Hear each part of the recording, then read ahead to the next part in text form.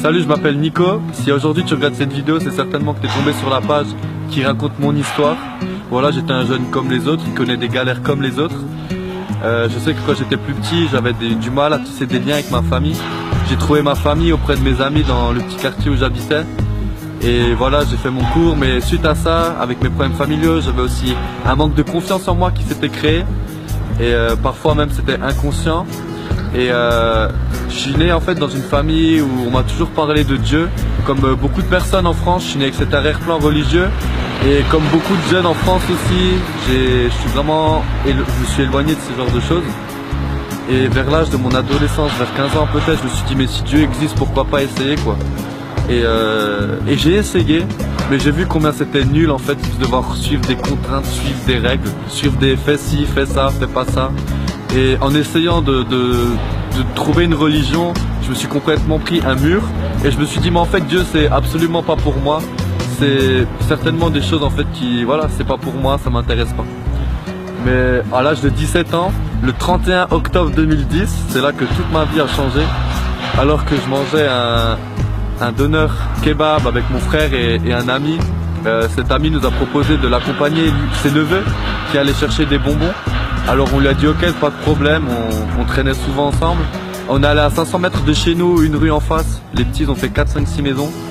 Puis il sonne à une maison, il y a quelqu'un qui sort et qui dit moi je fête pas Halloween. Et à ce moment-là, quand ce gars il dit ça, il y a une voix dans ma tête qui me dit va chez lui, il va prier pour toi. Mais une voix comme si maintenant moi je t'appelais, que t'entendais que je t'appelais mais tu sais pas d'où ça vient. Et je me suis dit punaise Nicolas, ça va pas, tu deviens fou. Et pendant 10 minutes ça m'a vraiment travaillé.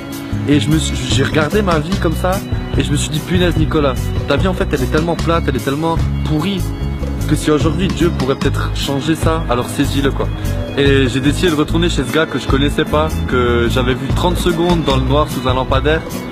Et alors que j'étais en train de rentrer dans sa cour, j'étais un peu en flip, j'avais peur.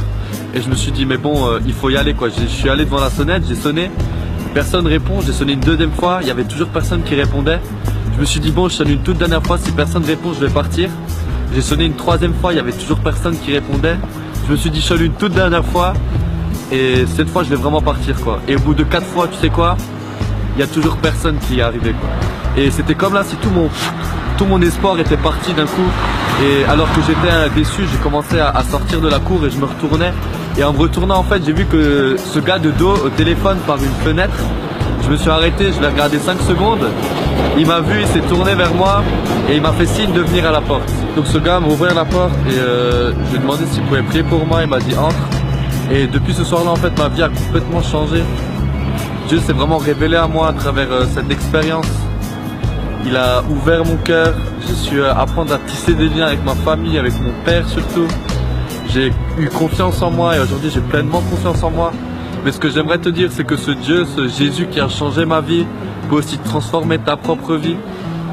Et je t'encourage à faire cette prière et à demander à Dieu de t'aider, de se révéler à toi. Si Dieu a pu changer ma vie, laisse-moi te dire qu'il peut surtout changer la tienne.